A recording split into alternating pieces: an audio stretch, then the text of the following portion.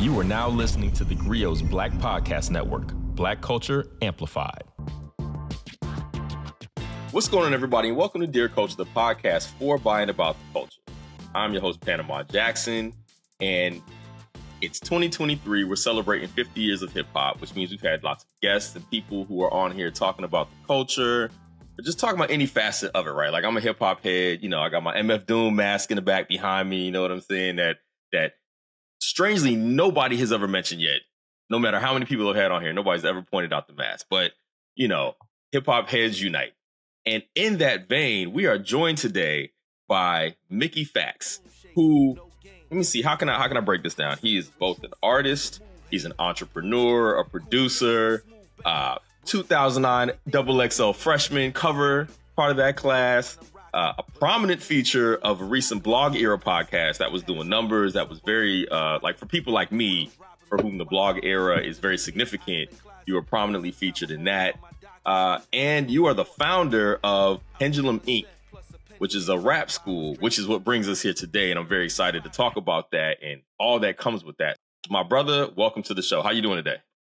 I'm doing great, man. Thank you guys for having me. I think it's an honor and a privilege. You know, before I dig into my questions, like, you know, how does it, I wanted to ask this, as I listen to the blog era pod, you know, again, you're prominently featured in that, you know, your interviews are kind of spread out through several parts of that because you are one of those artists for whom, like, you made a name during that era. But when we think of that era, we think of you. You know what I'm saying? For those of us who are like really into the genre and the rights and all of that stuff. What does it feel like to be such a prominent part of such a definitive era of hip hop? Again, I think it goes back to being an honor and a privilege to be involved in anything that has cultural impact on Black society and human society in general. The blog era was a very, very innovative, creative, and scary time. And we were just trying to, you know, find our way in an industry that was shifting and changing on a consistent basis. And some of us got lucky, some of us didn't. And I was in the pan of the lucky and not so lucky. I kind of experienced success and failure in that era. And I think rising from the ashes like a phoenix is the best way to kind of think of my journey in the blog era, from, you know, the rise, the fall, and then to resurrect and be here what I'm doing now. When I think of you, I think of like lyricists and people who are like just really, really good at their craft, right? So, which brings us to why we're here today, which is Pendulum Ink, your academy, a rap school. You know, we'll dig into that. But, you know, what is Pendulum Ink and why did you start it?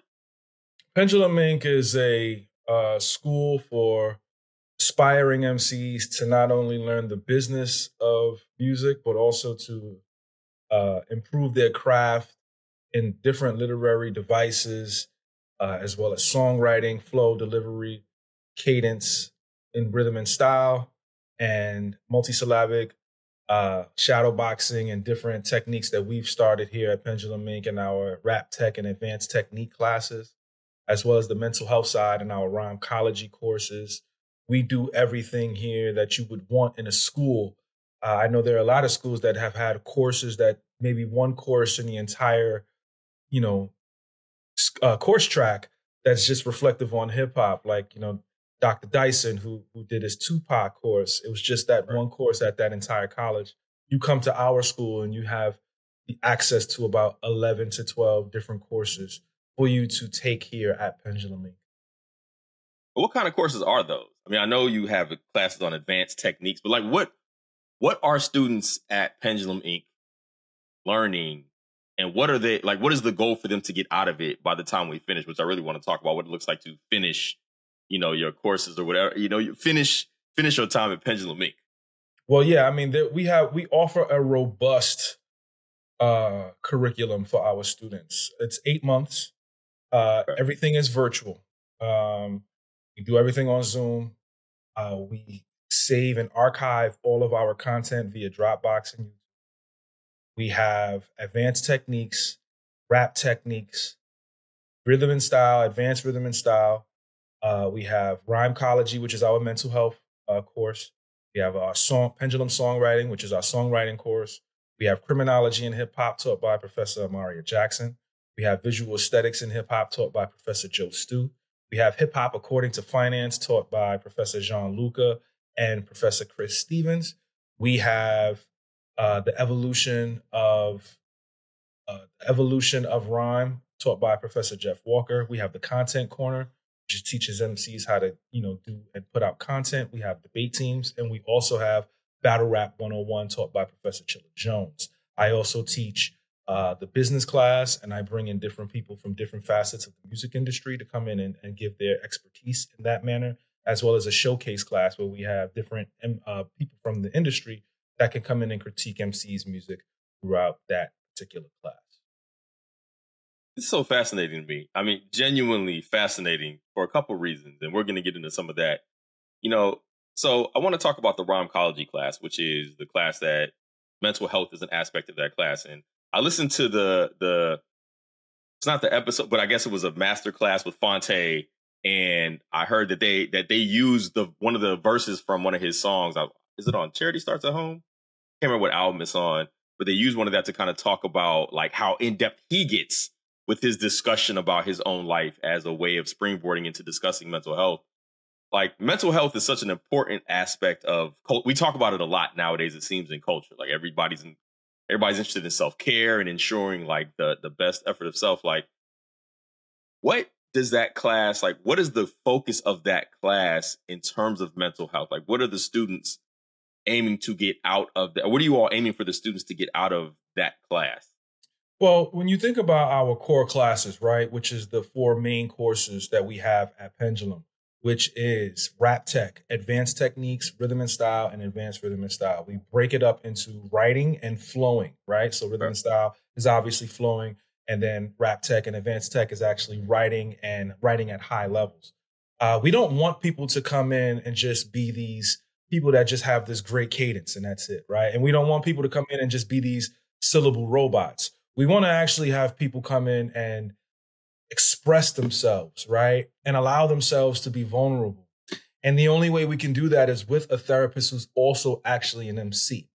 And what he does in this class is groundbreaking. We bring in a legendary guest every single month. Last month, we had Rah Digga come in. And we broke down one of her records from an emotional standpoint. And we allow for a discussion, right? So that people can kind of express what they feel Rah Digga was trying to express in that particular record.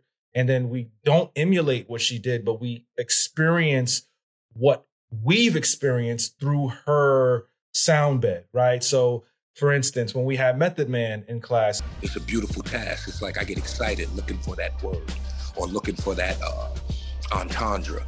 Or a double, and if I could make it a triple entendre. And we had You're All I Need, which is a very vulnerable record describing his love for his partner with Mary J. Blige, right?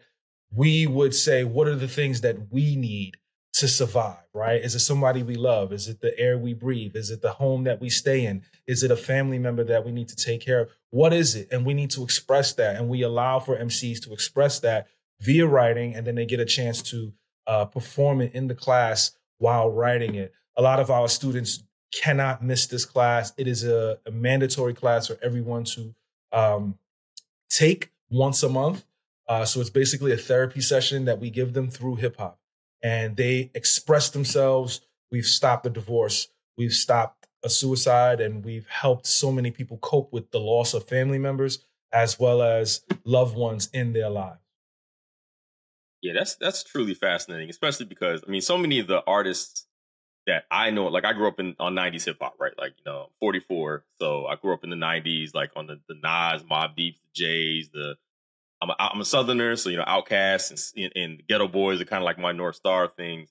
But it's funny thinking about these artists nowadays in terms of what they're expressing. Like, for instance, Prodigy from Mobb Deep. When I think of him and the way he spit, like there's a lot of pain in what he's talking about. Like there's a lot of, like he's obviously a master lyricist, but the way that he was putting those things together, there's a certain underpinning of like black male pain and youth and his own personal struggles. There's a war going on outside, no man is safe from. You could run, but you can't hide forever from these streets that we done took. You walking with your head down, scared to look. So that's why I can appreciate that kind of course, because the more that I think about what my favorite artists are talking about, it's really the mental health struggle, like Goody Mob. And I think with that entire Goody Mob first album, Soul Food, like it's like a masterclass in like what it's like to be a black man and the struggles that go along with it. So I think that's really commendable. Not even just commendable, but I think it's like really, like it's innovative to be thinking about hip hop in that sense enough to create a course around that. So kudos to y'all for that. Time for a quick break. Stay with us. And we're back. Who are y'all students? And like, where do they come from? Like, how do people find the school? And I ask this because, like, are they younger or older? And I'll explain my question more after you answer that question. So currently we have about 70 students, and they're all older. They're between the ages of 18 and 55. And we have students from all over the world. You know, they come in every weekend. They come in, you know, nightly to these classes. I think that the pandemic was able to show us that virtual learning and virtual communication was a way for us to stay in contact, you know, the same way social media did for us in the early 2000s to now. So currently, you know, we have those types of students here at Pendulum Ink. We just launched our nonprofit organization called Pen Pal Kids, which will be teaching 6-year-olds all the way up until 18-year-olds. Oh, that's dope. I like that. I was going to ask you about that. I read an article about that. I read an article that mentioned that. The reason I asked about who your students are is because, like, I hate to be that guy, but like nowadays, I mean, I think most of us who kind of grew up in a certain era, and probably people like yourself who are known as lyricists, like, it doesn't seem like lyrics and the composition of verses is at the forefront of a lot of what we consider like the mainstream version of hip hop at this point, right? Like, you're always going to have your rappers. Like, I just wrote an album review of No Name Sundial album because I think she just goes clean off on that album in various ways, love her or hate her in her content. But, you know, like, the craft is clearly there. And of course, you have your J. Coles and the Kendricks and Nicki Minaj, who, you know, whether love her or later, like, she can spit, right? But it seems like a lot of artists nowadays, it's vibes, right? Like, it's just vibes. So I was curious, like, what kind of students are they there learning how to become better lyricists? And are there goals to release projects? What are the goals of the students that are at Pendulum Ink? Okay, so I'm gonna tackle your first question. So we operate the same way the normal school system operates: freshman, sophomore, junior, senior. If someone can't rhyme on beat, rhythm and style is the freshman class, and we teach them how to rhyme on beat. If someone can rhyme on beat, but their writing isn't as well as it should be, we send them to rap tech, because that's the sophomore space. Junior and senior varies, which is advanced techniques and advanced rhythm and style. You have to go through those courses in order for us to define where you are. So we do have MCs that are vibey, and we put them in advanced techniques to hone their pen. And we have MCs that are lyricists, and we put them in advanced rap, rhythm and style to make them vibey, right? And have them understand what that vibe feels and sounds like. I like to have and help MCs be versatile because it doesn't make sense. When you listen to a Mickey Factz project, yeah, I can rap with Ransom, but I've also done records with Tiesto. Yeah, I've done records with Fall Out Boy and Kanye West, but I can also do a record with an unknown artist in the underground and do what I do. You know what I'm saying? It's literally from the vicinity of pun. Got insufficient funds because they giving me the crumbs. I found out that the industry is numb, so the world, and I learned how to give it to my son. And I can also battle rap, and so it's very important that an MC at least dips their toe into the different facets and styles of what it is to be an MC and a lyricist and a rapper, right? I think it's very important. I don't shun any style of hip hop, and I don't think anyone should shun any style of hip hop. What Sexy Red does is just as impressive as what Nas can do, right? Because if you put Nas into the booth and tell him to emulate what Sexy Red do, it will be pretty darn difficult for him to do it. And that does not diminish her style, right? It's all about being like water, like what Bruce Lee said. Can you adapt to the scenarios and situations that you are in when creating and crafting music, especially when it comes to making capital to live off of this music? And now to answer your second question, when it comes to goals. So we have different finishing tracks for students. For one, they get me as a mentor in perpetuity. And I think that, above all, is something that resonates with a lot of them, right? Mentoring artists that are coming up, no matter how old they are, right? One of our students, actually 3 or 4 of our students, was #1 on iTunes last Friday, above 38 Special and Ransom. And a lot of that came from my business class, letting them know how to actually get to that #1 spot. And I mean, everyone is not going to be successful. Everyone's not going to be J. Cole. Everyone's not going to be Kendrick Lamar. Everyone's not going to be Mickey Factz. However, there are multiple different ways for MCs to make money after leaving Pendulum. We just launched Pendulum Sync, which allows for MCs to get into the sync licensing world, getting your music placed in video games, movies, television, and commercials. We also have our Pen Pals program, which allows for our students who graduate from Pendulum Ink to either come and teach here at Pendulum Ink or teach at neighboring schools in their surrounding areas. I think having these different work tracks is important for people who sign up at the very low price point of what they'll be learning to then further their career, whether in teaching or whether in music. When they show up or when they apply, I know there's an application.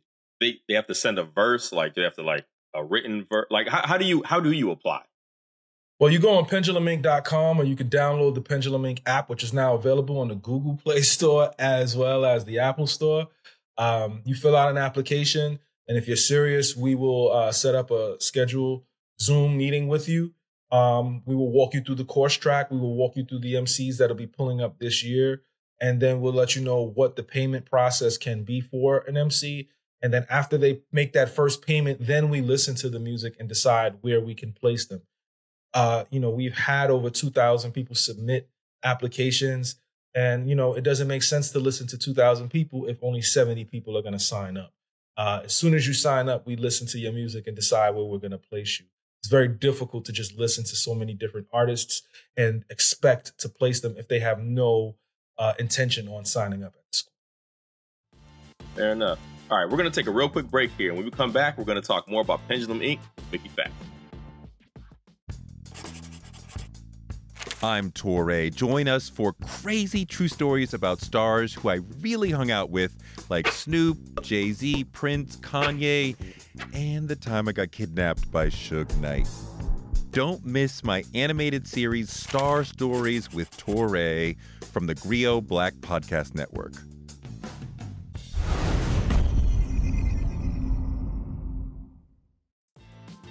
I go back here on Dear Culture talking about Pendulum Ink, a rap academy with founder Mickey Factz. And, we talked about how the kind of students that come to the school, and you made a really interesting point that I agree with, right? Like, artists like saying Nas couldn't do a Sexy Red. I think that's very funny. Like the imagery on that is hilarious in and of itself, but I think it's a very good point. And I kind of wonder, was it an easy transition to go from, artist to teacher for you?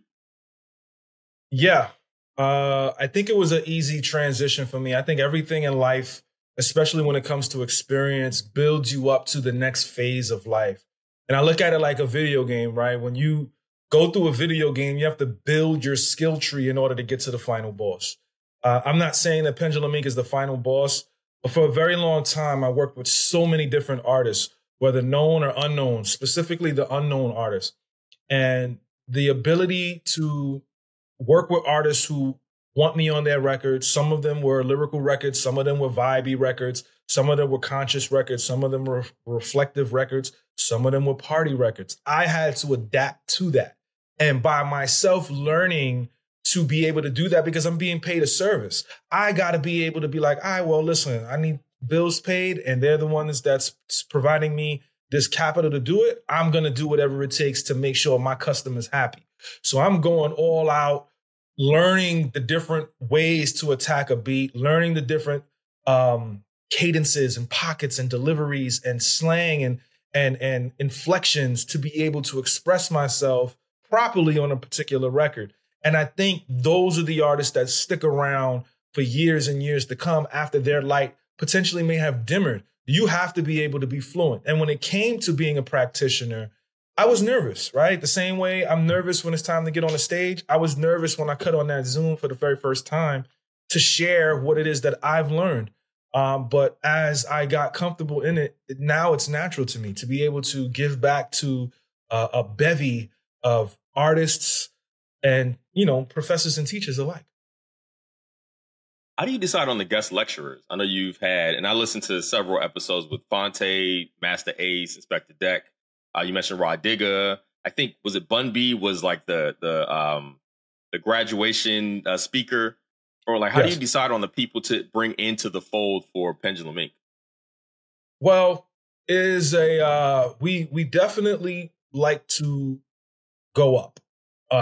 So the first year, which was last year, a lot of the MCs were people that were in my Rolodex that owed me favors, and my other professors' favors, right? So Inspectah Deck owed me a favor, and he did it. Cory Gunz and Sky Zoo owed me favors. Razcast owed me favors. And I was able to leverage that and promote it on social media so people could see that these people were actually coming to the classes. And that led to the following year. And it was like, okay, I still got a couple people that owe me favors. Let me use those favor cards as well as reaching out to people that I've never kind of had interactive conversations with, such as an Ab Soul, right? The first time me and Ab Soul spoke was maybe 2 days before the class. And he was like, I'm a fan. I've been a fan. You inspired me. So this is, I don't want to say that he said it was a dream come true, but it was more so like, yo, this is destined to happen, right? And we'd like to go up, right, and scale. So next year, we have even crazier artists that are going to be pulling up. Jadakiss, Styles P, Cassidy, Beanie Siegel, Freeway, T.I., The Game. We're looking to go even higher in the totem pole when it comes to artists, because we want artists and our students to learn from the best. How can you grow if you can't learn from the greats? And we want to make sure all representation is handled. So we have a Women's Month. We have MCs from the South. We have MCs from the East Coast, the Midwest, and the West Coast.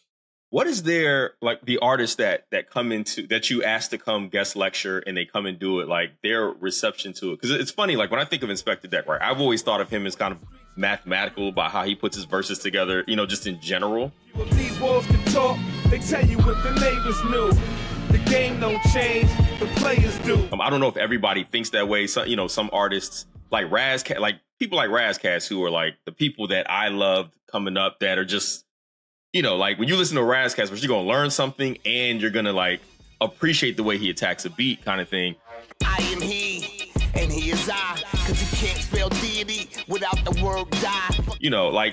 When I looked at the list of people, when you ask them to come and kind of speak and share their experiences, are they jumping at that opportunity? Like, is it one of those things where they're like, man, I don't even know what to say. Like, what am I supposed to share with them? Because, I don't know how many of them think about their careers and the things they do academically. Well, a lot of times they don't know what to expect. When you tell somebody, I own a school for lyricism, they're like, okay, well, I'll do it, Mickey, because it's you. And then, I let them know what their honorarium is.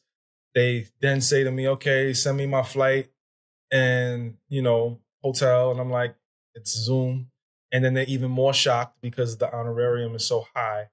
And then, they have no idea what to expect. And I think that's the best way for them to kind of come into it.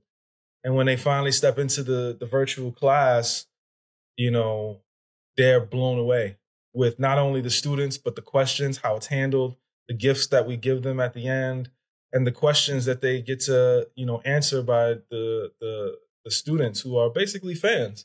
So It turns into this like appreciation class, right? As opposed to like a teaching class. Obviously, they're sharing their experiences and what it is that they've done lyrically, stylistically, and emotionally. But for the most part, they are shown their appreciation for all of the hard work that they've put in over their careers.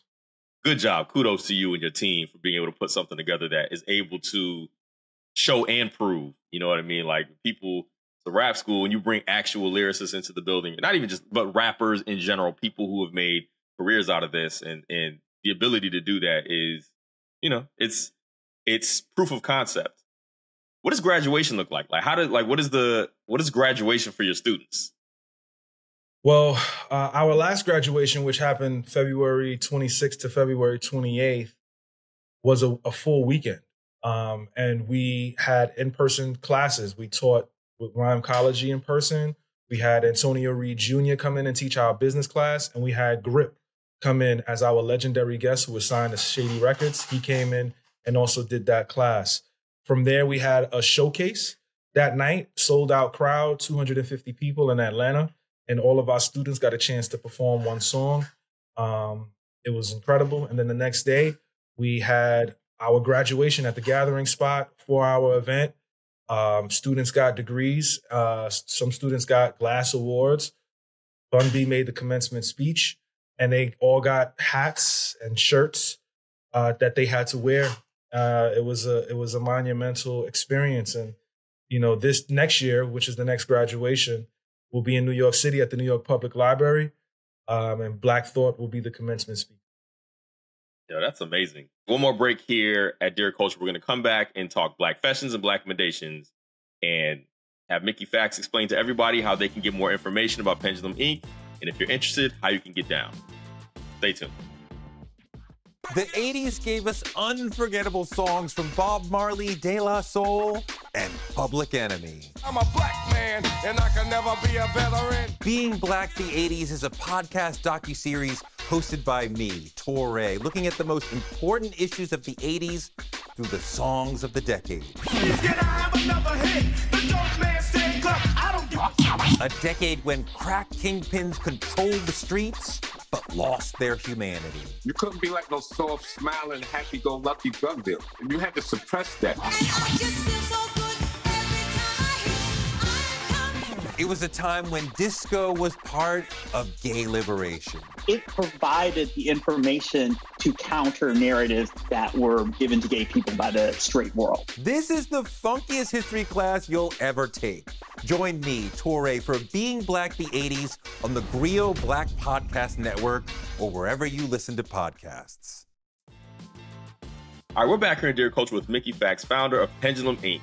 And he's been explaining to us about the school, the courses that you can take, how you graduate, who's been a part of this. And the hip hop head in me is screaming on the inside and wishes I had done something like this. And maybe I have to sign up myself. Maybe I got to get on here and try to take some courses and do like the inside scoop from a journalist standpoint of this. We down. Pull up. Listen, you playing, but I'm actually been thinking about it. I'm over here like, maybe I might need to get down with this. The last question I'm going to ask you before we get to our final segments is, what's been your favorite part of this experience for you so far?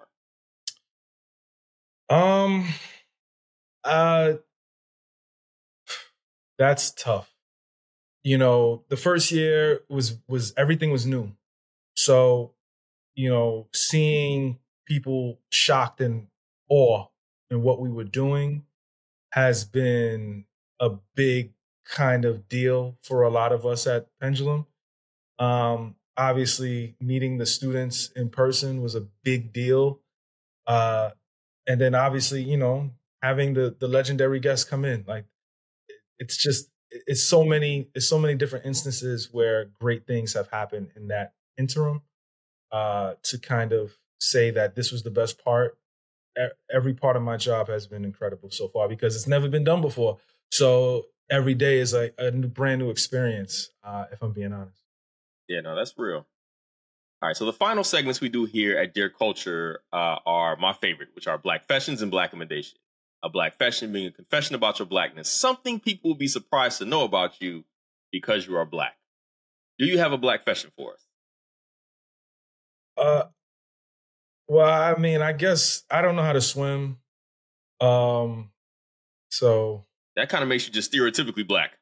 So Okay. So I never. Okay, here's one. I never liked Fresh Prince of Bel-Air. That's a black fashion. That is 100% a black fashion. Why? I just never got into it. I just could never. It never made sense to me. I just couldn't. I tried. I just can't. It's not. Just didn't like it. I didn't like it at all. Actually, I love Will Smith. I love all of the actors, right? But it was never for me. It was too much. It felt like a caricature of the culture. Even though Will Smith is from the culture, it all, even at a younger age, it felt dramatized. Because when I look at the video, parents just don't understand. And then when I first saw the first intro to the television show, I'm like, oh, this is just an extension of the video. This is gonna be fire. And then it was a sitcom, and it was like, nah, this doesn't feel right. He ain't rapping on here. I just never got it. You feel like culturally it just didn't work, or like you just had an issue with the way that, I guess, I'm not trying to make it bigger than it is, but like the culture is being used to sell a product? No, culturally it worked because clearly people loved it. Right. For me, I couldn't get into it. I just couldn't I tried. I just couldn't. Listen, I feel that there are definitely shows that everybody's loved that I haven't enjoyed, so I get it. Have you watched Bel-Air, like the reboot? Have you tried to check that out? It's on Peacock. I don't have Peacock, man. You know, it ain't. So I saw a post the other day about cable. Somebody was like, we got finessed to pay these channels one by one instead of just having, paying one bill and just having all of these channels. We got finessed. So now, like, I haven't, and I'm a big fan of The Office. And The Office is now only on Peacock. I'm not paying Peacock because I pay Disney Plus. I pay Hulu. I pay Netflix. I pay Max. Pay Max. You know what I'm saying? So like, no, I haven't watched Peacock. I've seen some of the snippets of Bel-Air. It looks great, but no, I haven't got a chance to check it out. All right. Well, that was a black fashion. I think that soundly qualifies. So thank you. Yes. To counter the black fashion, we also do a black commendation, which is a recommendation about black culture, something that you think people like our community should be up on. Something for, by, and about black culture. Do you have a black commendation for us? Pendulum Ink. I mean, it doesn't get more blacker than being turned down by institutions, college institutions, and even masterclass, and saying, okay, I'll just do it myself and have it all black. Being at Pendulum Ink, and before we got on here, Panama, you were saying you went to college with Professor Mario Jack. That griot is black.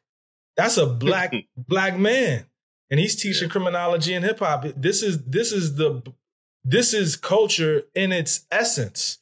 Learning about finance, learning about business, learning about the visual aesthetics of hip hop, learning about the legal system in hip hop. That's, to me, hip hop culture is the biggest export in America. So it's like, and it's our culture. That is black culture in its purest essence. And we're teaching it. Come to school and learn it. To me, that's my black commendation. And I'm sorry if it's a self-promotion, but trust me, this is where I assume that was what you were going to have to black commend. I was going to make that as a black commendation in case you didn't do that too. It's like, listen, also make sure you mention that this is where you need to be. So tell people how they can learn more about Pendulum Ink. We mentioned the app earlier. You mentioned the app earlier, but like, how can people engage with Pendulum Ink if they're interested in applying? How do we get there? Yeah, I mean, for right now, we're looking to apply people for next year, starting in March. So the tuition is about $2,000. We cut it from $3,000 this year to $2,000. So you can sign up today. You can pay us through a firm monthly plan. Go on pendulumink.com, fill out an application, request a Zoom interview with one of us, and we will walk you through the process of what our new electives are going to be this year, our new professors that are going to be coming in to teach, and how you can be a part of the Pendulum Ink family. pendulumink.com. Sign up today.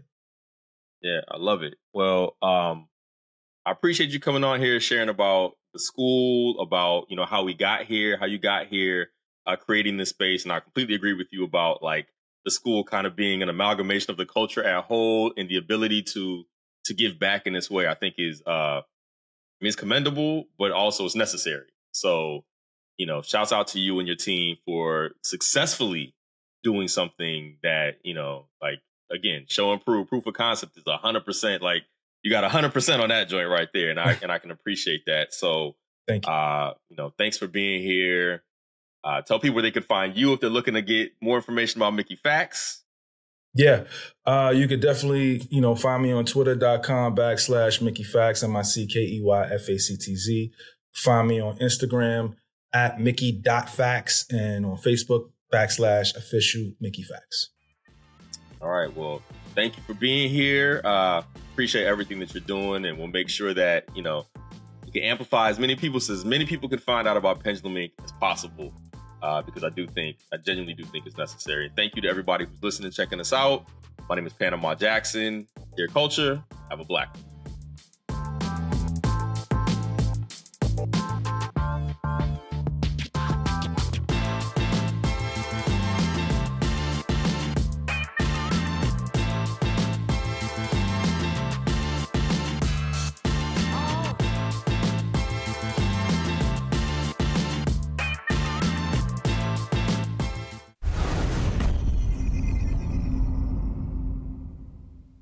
We started this podcast to talk about not just what Black writers write about, but how. Well, personally, it's on my bucket list to have one of my books banned. I know that's probably bad, but I think... Ooh, spicy. They were yelling N-word, go home. And I was looking around for the N-word because I knew it couldn't be me because I was a queen. But I'm telling people to quit this mentality of identifying ourselves by our work, to start to live our lives, and to redefine the whole concept of how we work and where we work and why we work in the first place.